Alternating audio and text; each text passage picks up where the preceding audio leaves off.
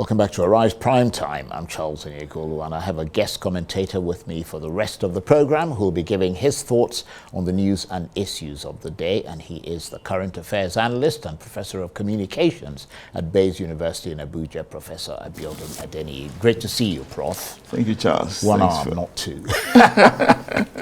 What do you make? What's your assessment of this town hall that took place and the way that the two, starting with the senator, their take on it? It's interesting. Conversation is always important in any situation because it's when you have conversation that you broaden understanding and you'll be able to chart a course for action. But in this context, I'm just sort of conflicted, because I doubt if we do not have an understanding of what our political problem is, of what the problem with our democracy is, I want to believe that we have that understanding. The greatest problem we have is one of compliance. Compliance with rules, with regulations, the penchant, or the predilection of the politician, or maybe some sections of citizens to pervert the process just to win at all cost, So we're very deep, we're very die-hearted about the electionary process, thinking that if we do not win, then of course, no one else should win. I think our concern should rather be one that should be channeled, our effort should be channeled towards attitudinal reorientation. But in terms of understanding, we do have that understanding, but it's translating theory into practice seems to be our bane. Oftentimes we know some of these things, and do not forget, after every exercise we do reviews. Right.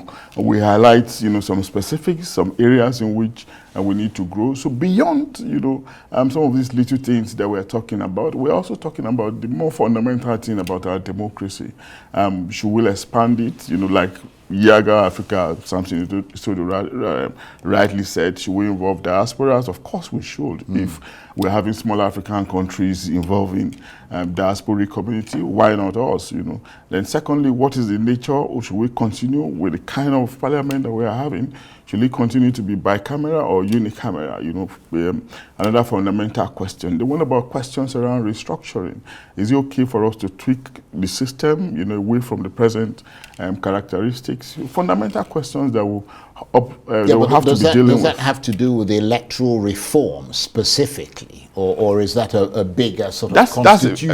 It's a bigger constitutional. Yeah, it's a bigger constitutional. Yeah, but the other one actually borders on attitude, compliance. Right. The fact that we know the laws, we understand the rules. I agree with you. INEC does a lot of voter education, for instance, a lot of sensitization, billions of naira have been often voted. Through education, in advance of every election. But when it comes to the actual election, you see a complete deviation. Absolutely. So what is the problem? Why can't there be compliance? And of course it comes from what we understand, the question of greed, selfishness, So I think we need more of attitudinal reorientation. Yeah, that's a very good point. Just so that we will not be die-hearted about the process, So, I commend Samson is doing a lot of job. Yaga Africa, they're doing a lot of very good job, no doubt. But bringing people together to make it look as if we do not already know what the problem is. Yeah, so let me ask you this. Let me not forget, Charles, sorry to interrupt you. That's an important point you raised. Go ahead. Okay, let me know, sorry to interrupt you. Then again, we understand these theories, these rules and regulations. We try to implement it, but we do not implement them. They will come out with some kind of result such that at the end of the day, the end justifies the means. With paper over the crack, we'll move on. So abnormality becomes normality at the end of the day. Then, of course, what about the judicial intervention? Sometimes we have an understanding, we think it should be A, but judiciary tells us it's B. Then, of course, because it's the judiciary, very important arm, you have to accept it. We have to accept it. Yeah. So I don't think we do not have that understanding, really. That's a good point you make. Except we want to pretend about it. With the greatest respect to the efforts of the civil society. Yeah, no, I understand that. But when you say we know the problem, do you think then that it is rather a waste of time going around the country because I mean, for them to make the kind of changes, they've got to, quite bureaucratic. They've got to go around the assemblies and all that. Do you think that's a waste of time? Yeah, we have come up with all kinds of buzzwords in this country. There was a time we were talking about resource control. At another time it was restructuring. And I remember AP set up a committee under the very dynamic Governor El-Rufai to go around the country. They went around the country gathering ideas, on how to restructure this country. And then promptly flushed them all down the toilet. So now I hope it's not going to be another jamboree. And I dare say, what is it that we don't really know about the problem with our democracy?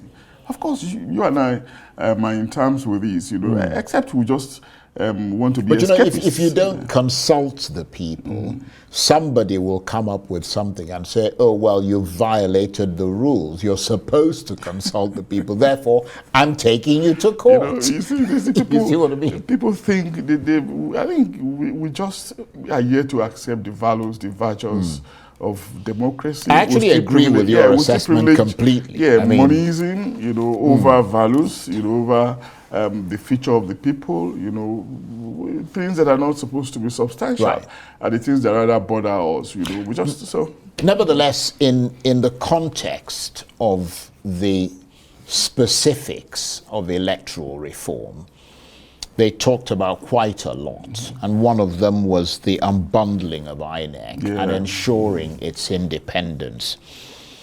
How crucial is that in your assessment with reference to things like the way the commission is constituted and the appointment process? Yeah, I think it's very, very crucial. It came from the Waste report, which was the byproduct of the 2007 election, the election that brought in late President Yar'Adua. And of course, it's a very valid recommendation, well thought through, but of course, we're still running away from implementation. So what is the problem? Why are we scared of unbundling INEC, where we ordinarily know that the weight is definitely too much? Then secondly, what about the process of appointing the INEC chairman? I don't even have any problem with that process, really, because it doesn't matter how the person emerges. If he emerges through competitive process and he wants, to, be inefficient, it can still be inefficient because we have seen so many officials, public officials in this country going through the competitive process, and at the end of the day, they fail to deliver. It doesn't really matter. What matters is for us to focus on the bigger picture, the system itself, and not, minuscule things, minor things, that they are too small, to permeate the dimensions of the problem that we're talking about. Well, appointment is not that small. I mean, I think it's a matter of confidence, that people feel confident that whoever the chairman is will not be influenced by politicians. We will have confidence in the person, and the person does not value his or herself, we could have somebody that we invest our confidence in, and the person may turn out to be shameless and behave in a shameless way. Yeah, but at least the process of getting them in there will be seen to be a transparent. Yeah, it could just, we just feel that, okay, that's all right. It's been, there are so many examples. Obviously, you can be disappointed in someone. Somehow, anyway, but there are so many appointments we have seen in this country and that went through the painstaking process of, that were merit-based, competitive process. At the end of the day, what did we get? What matters again, like I said, is for us to focus on the bigger picture, be concerned about our attitude, the kind of virtues that we subscribe to.